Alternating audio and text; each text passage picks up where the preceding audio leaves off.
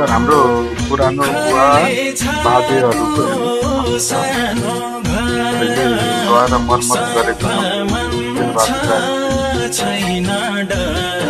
अहिले भन्दा यो कति वर्षभन्दा पनि अझै पुरानो घर हो। अझै पनि माथि माथि अलिकति उ भएको थियो, फेरि पनि त्यसलाई तरतिब गरिरह राम्रो छ एकदम। यो हाम्रो अर्घाखाँची नेपालको सदरमुकाम अर्घाखाँचीमा हो। कुरो हेर्नुहोस् पहिला जमानाको घर हेर्नुहोस् कस्तो थियो। यो माथि आउने यहाँ यी काम गर्ने मान्छेले काम गरिरहनु भएको छ। यस्तो चाहिँ भर्याङ, यो अहिले टेम्परेरी भर्याङ बनाएको।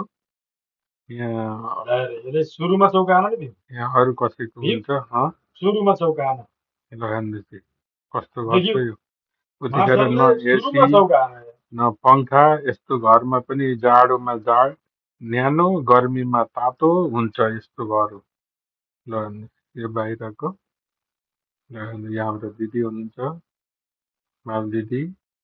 यो हाम्रो दिलबहादुर रायमाझी हो। यो हेर्नुहोस्